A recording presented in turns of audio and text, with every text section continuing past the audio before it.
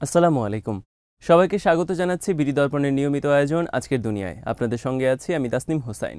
চলুন জেনে নেওয়া যাক সারা বিশ্বে এ পর্যন্ত ঘটে যাওয়া আজকের প্রধান খবরগুলো।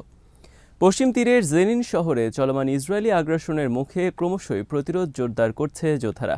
সোমবারও সেখানে বেশ কয়েকটি জায়গায় দখলদার সেনাদের উপর প্রাণঘাতী হামলা চালিয়েছে প্রতিরোধ সংগঠনগুলো। লেবানন ভিত্তিক আল মায়াদিনের খবরে বলা হয়েছে, আল কুদস ব্রিগেডসের অধীনে সংগঠিত জেনিনের সিরাত আল হারিথিয়া ব্রিগেডসের যোদ্ধারা এদিন ইসরায়েলি বাহিনীর বিরুদ্ধে সংঘর্ষে জড়িয়েছে। সিলাত আল হারিথিয়া এলাকায় সেনারা অগ্রসর হতে চেষ্টা করে প্রতিরোধ গড়ে তোলে যোদ্ধারা। সেনাদের একটি পদাতিক দল ও সামরিক যানবাহনের ওপর গুলিবর্ষণ শুরু করে তারা, যা সরাসরি আঘাত হানে সেনাদের ওপর। এরপর ইসরায়েলি সেনাদের একটি সমর্থনে এগিয়ে আসা দল সামরিক যানের ওপর সিজিল ইম্প্রোভাইজড এক্সপ্লোসিভ ডিভাইসের বিস্ফোরণ ঘটানো হয়। সেনারা সেখানে একটি বাড়ি ঘেরাও করতে চেয়েছিল। বিস্ফোরণটি সরাসরি ইসরায়েলি সেনাদের গাড়িতে আঘাত হানে। এছাড়া একই এলাকায় সেনাদের প্রবেশ পথে বেশ কিছু সিজিল ও KJ-37 মাইন পুঁতে রাখে যোদ্ধারা, যে কারণে সেনারা ওই পথে অগ্রসর হতেই বিপদের সম্মুখীন হয়। আল আকসা শহীদ ব্রিগেড জানিয়েছে, পশ্চিম তীরের নাবলুজ শহরে দখলদার সেনাদের উপর গুলিবর্ষণ করেছে তারা।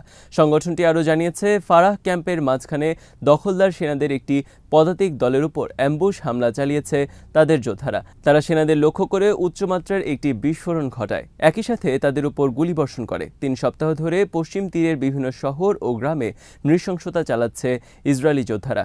তারা 100-রও বেশি বাড়ি ধ্বংস করেছে এবং কয়েক ডজন ফিলিস্তিনিকে হত্যা করেছে। এর প্রতিবাদে প্রতিরোধ সংগঠনগুলো বিভিন্ন জায়গায় দখলদারদের বিরুদ্ধে প্রতিরোধ গড়ে তুলেছে। গাজা খালি করার বিষয়ে মার্কিন প্রেসিডেন্ট ট্রাম্পের পরিকল্পনার বিরোধিতা করেছেন 5 আরব পররাষ্ট্রমন্ত্রী ও ফিলিস্তিনের এক সিনিয়র কর্মকর্তা। তারা এই বিষয়ে মার্কিন পররাষ্ট্রমন্ত্রী মার্কো রুবিওকে একটি যৌথ চিঠি দিয়েছেন। চিঠিটি সোমবার পাঠানো হয়। চিঠিতে সই করেছেন জর্ডান, মিশর, সৌদি আরব, কাতার ও সংযুক্ত আরব আমিরাতের পররাষ্ট্রমন্ত্রীরা। এছাড়া ফিলিস্তিনের প্রেসিডেন্ট উপদেষ্টা হুসেইন আল শেখও চিঠিতে সই করেছেন। চিঠিটি নিয়ে প্রথম খবর প্রকাশ করে মার্কিন সংবাদ মাধ্যম এক্সিওস। খবরে বলা হয়, এই কূটনীতিকেরা গত সপ্তাহের শেষে মিশরের রাজধানী কায়রোতে মিলিত হয়েছিলেন। ট্রাম্প গত 25শে জানুয়ারি প্রথম গাজা খালি করার প্রস্তাব দেন। গাজা থেকে ফিলিস্তিনিদের সরিয়ে নিয়ে জর্ডান ও মিশরে রাখার পক্ষে মত দেন তিনি। ফিলিস্তিনিরা দীর্ঘদিন ধরে তাদের বাড়িঘর থেকে স্থায়ীভাবে বিতাড়িত হওয়ার আশঙ্কার কথা বলে আসছেন। ফিলিস্তিনিদের এই আশঙ্কার প্রতিফলন এখন দেখা যাচ্ছে ট্রাম্পের প্রস্তাবে। সমালোচকেরা ট্রাম্পের এই প্রস্তাবকে জাতিগত নির্মূলের প্রস্তাব হিসেবে চিহ্নিত করেছেন। জর্ডান, মিশর সহ অন্যান্য আরব দেশ ট্রাম্পের প্রস্তাবের বিরোধিতা করেছে। মার্কিন পররাষ্ট্রমন্ত্রী মার্কো রুবিওকে দেওয়া যৌথ চিঠিতে বলা হয়েছে, গাজায় পুনর্গঠনের কাজ গাজাবাসীর সরাসরি সম্পৃক্ততা ও অংশগ্রহণের মাধ্যমে হওয়া উচিত। ফিলিস্তিনিরা তাদের ভূমিতে বসবাস করবে, তারা গাজা পুনর্গঠনে সহায়তা করবে। চিঠিতে আরও বলা হয়, গাজা পুনর্গঠনের সময় ফিলিস্তিনিদের প্রতিনিধিত্ব কেড়ে নেওয়া উচিত নয়। আন্তর্জাতিক সম্প্রদায়ের সমর্থনে এই প্রক্রিয়ার স্বত্ব অবশ্যই তাদের নিতে হবে। গাজায় ইসরায়েলের আগ্রাসনে 61,709 জন নিহত হয়েছেন। এই ঘটনায় কয়েক হাজার ফিলিস্তিনি এখনও নিখোঁজ। ধারণা করা হচ্ছে তারা আর বেঁচে নেই। এসব নিখোঁজ ব্যক্তির সংখ্যা হালনাগাদ করে মৃতদের তালিকায় অন্তর্ভুক্ত করেছে গাজার হামাস নিয়ন্ত্রিত সরকার। হামলায় 1,11,588 জন আহত হয়েছেন বলে জানিয়েছেন তারা। গাজা সরকারের তথ্য বিভাগের প্রধান সালামা মারুফ এক সংবাদ সম্মেলনে এসব তথ্য জানান। তিনি বলেন, ইসরায়েলের হামলায় নিহত 76% ফিলিস্তিনের লাশ উদ্ধার করে বিভিন্ন হাসপাতালে আনা হয়েছে। ধারণা করা হচ্ছে এখনও 14,222 ফিলিস্তিনি ধ্বংসস্তূপের নিচে চাপা পড়ে আছেন, অথবা যেসব জায়গায় উদ্ধারকর্মীরা পৌঁছতে পারেননি সেখানে তারা আছেন। গাজা সিটির আল শিফা হাসপাতালে আয়োজিত সংবাদ সম্মেলনে সালামা মারুফ সাংবাদিকদের বলেন, নিহতদের মধ্যে 17,881 জন শিশু রয়েছে, যার মধ্যে 214 জন নবজাতক। ইসরায়েলের আগ্রাসনে 20 লাখেরও বেশি ফিলিস্তিনি বাস্তুচ্যুত হয়েছেন। এদের বিরাট এক অংশ মৌলিক সুবিধা বঞ্চিত হয়ে ভয়ানক পরিস্থিতির মধ্যে রয়েছেন। অনেকের বাড়িঘর গোরস্থানে পরিণত হয়েছে। 15 মাস ধরে গাজায় ইসরায়েলি বর্বরতার পর গত মাসে হামাস ও ইসরায়েলের মধ্যে বহুল প্রতীক্ষিত সাময়িক যুদ্ধবিরতি চুক্তি কার্যকর হয়। আগামী মাসে শুরু পর্যন্ত এই যুদ্ধবিরতি চলবে। এই সুযোগে গাজার বিভিন্ন এলাকায় উদ্ধার অভিযানে নেমেছেন ফিলিস্তিনি উদ্ধারকর্মীরা। গাজার আল রশিদ স্ট্রিট থেকে আল জাজিরার সাংবাদিক তারেক আবু আজম বলেছেন, মানবিক ও চিকিৎসার দায়িত্বে নিয়োজিত দলগুলো এখানে উদ্ধার অভিযান রেখে পুনরুদ্ধারের কাজে নেমেছে। শত শত বাড়ি কবরস্থানে পরিণত হয়েছে। মারুফ আরও বলেন, ইসরায়েল আগ্রাসন চালিয়ে 1,155 জন স্বাস্থ্যকর্মী, 205 জন সাংবাদিক ও 194 জন সিভিল ডিফেন্স কর্মীকে হত্যা করেছে। যুক্তরাষ্ট্রের প্রেসিডেন্ট ডোনাল্ড ট্রাম্প এবং রাশিয়ার প্রেসিডেন্ট পুতিনের মধ্যে শিগগিরই বৈঠক হতে যাচ্ছে। বিশ্ব রাজনীতির জন্য অত্যন্ত গুরুত্বপূর্ণ এই বৈঠকের সম্ভাব্য ভেন্যু হিসেবে নির্ধারণ করা হয়েছে মধ্যপ্রাচ্যের দুই দেশ সৌদি আরব ও সংযুক্ত আরব আমিরাতকে। রাশিয়া ও দুটি উচ্চ পর্যায়ের সূত্রের বরাত দিয়ে এক প্রতিবেদনে এই তথ্য জানিয়েছে রয়টার্স। সূত্র দুটি জানিয়েছে, মস্কোর কর্মকর্তারা ইতিমধ্যে দুটি দেশ সফর করেছেন। আরেকটি সূত্র বলছে, বৈঠকের ভেন্যু নির্ধারণ নিয়ে মস্কোর কয়েকজন কর্মকর্তা সন্তুষ্ট নন। তাদের মতে সৌদি কিংবা আমিরাত নিরপেক্ষ কোনো ভেন্যু নয়। উভয় দেশই যুক্তরাষ্ট্রের সঙ্গে সামরিক ও নিরাপত্তা চুক্তিতে আবদ্ধ।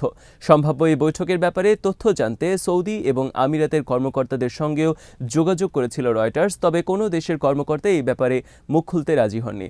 ট্রাম্প যুক্তরাষ্ট্রের প্রেসিডেন্ট নির্বাচিত হওয়ার আগ থেকেই ইউক্রেন যুদ্ধ বন্ধের প্রতিশ্রুতি দিয়ে আসছেন। তিনি পুতিনের সাথে বৈঠক করার আগ্রহ দেখিয়েছেন একাধিকবার। রয়টার্সের খবরে বলা হয়েছে, দুই নেতার মধ্যে টেলিফোন আলাপের বিষয়ে গুঞ্জন চলছে, তবে রাশিয়ার কর্মকর্তারা এই বিষয়ে যুক্তরাষ্ট্রের সাথে সরাসরি যোগাযোগের কথা অস্বীকার করেছেন। রাশিয়া ও যুক্তরাষ্ট্র উভয় দেশের ভালো সম্পর্ক রয়েছে মধ্যপ্রাচ্যের দেশ দুটির। সংযুক্ত আরব আমিরাতের মধ্যস্থতায় রাশিয়া ও ইউক্রেনের মধ্যে একাধিকবার বন্দি বিনিময় হয়েছে। এছাড়া সৌদি আরব ও আমিরাত সাম্প্রতিক সময়ে রাশিয়ার কাছ থেকে অস্ত্র কেনার বিষয়েও আলোচনা করেছে। এদিকে মেক্সিকো ও কানাডার পণ্য শুল্ক আরোপের 1 মাসের জন্য স্থগিত করেছেন ডোনাল্ড ট্রাম্প। প্রতিবেশী এই দেশ দুটি অবৈধ অভিবাসী ও মাদক পাচার ঠেকাতে সীমান্ত এলাকায় কঠোর ব্যবস্থা নেওয়ার বিষয়ে ট্রাম্প এই সিদ্ধান্ত নেন।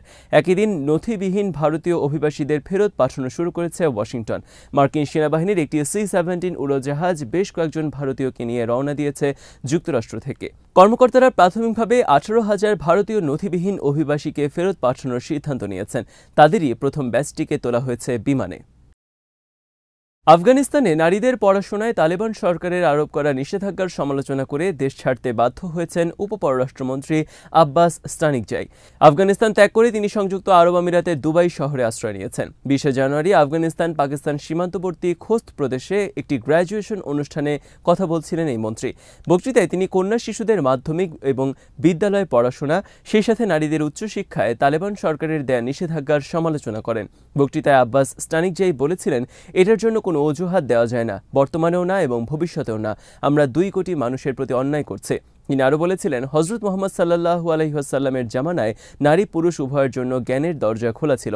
সেখানে এত অসাধারণ সব নারী ছিলেন যে আমি যদি তাদের অবদান সম্পর্কে বিস্তারিত বলতে যাই তাহলে অনেক সময় লাগবে। বক্তৃতায় মোহাম্মদ আব্বাস স্টানিকজাই তালেবানের সর্বোচ্চ নেতা হাইবাতুল্লাহ আখুনজাদারও সমালোচনা করেন। জানা গেছে, এই বক্তৃতা ও নিজের সমালোচনার কথা শুনে স্টানিকজাইকে গ্রেপ্তার করতে এবং তার ভ্রমণে নিষেধাজ্ঞা জারি করেছিলেন আখুনজাদা। এমন পরিস্থিতিতে আফগানিস্তান ত্যাগ করেন এই তালেবান মন্ত্রী।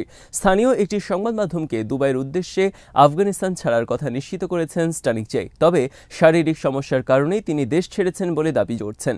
এই বিষয়ে জানতে তালেবানের সংশ্লিষ্ট কর্মকর্তাদের সঙ্গে যোগাযোগ করা হলে তারা মন্তব্য করতে রাজি হননি।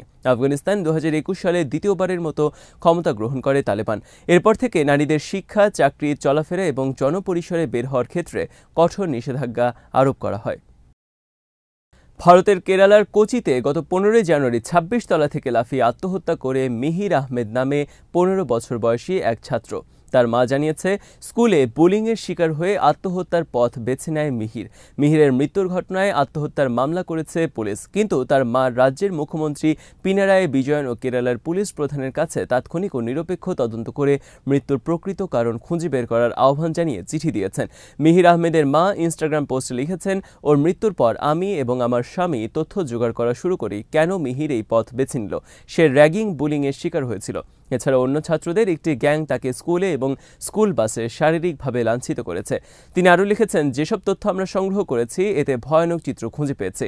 মিহিরকে মারধর করা হয়েছে, মৌখিকভাবে আক্রমণ করা হয়েছে, এমনকি জীবনের শেষ দিনও সে অভাবনীয় নির্যাতনের মধ্যে দিয়ে গেছে। তাকে জোর করে ওয়াশরুমে নেওয়া হয়, এরপর টয়লেটের সিট চাটতে বাধ্য করা হয়। এছাড়া টয়লেটের ভেতরে তার মাথা চেপে ধরে সেটি ফ্ল্যাশ করা হয়। এসব নিষ্ঠুরতা তাকে ভেঙে চুরে দেয়, যা আমরা ধারণা করতে পারিনি। মিহিরের মা জানিয়েছেন, শরীরের রং কালো হওয়ায় তাকে নির্যাতন করা হতো। এমনকি মৃত্যুর পরও নির্যাতনকারী ছাত্রদের নিষ্ঠুরতা বন্ধ হয়নি। এমন একটি স্ক্রিনশটে তিনি খুঁজে পেয়েছেন যেখানে তারা তার মৃত্যু নিয়ে উল্লাস প্রকাশ করেছে। আজ এখানেই শেষ করছি। সবাই ভালো থাকুন, সুস্থ থাকুন আর দেখতে থাকুন বিডি দর্পণ। চ্যানেলটি ভালো লাগলে সাবস্ক্রাইব করুন, সংযুক্ত থাকুন আমাদের ফেসবুক পেজে। আল্লাহ হাফেজ।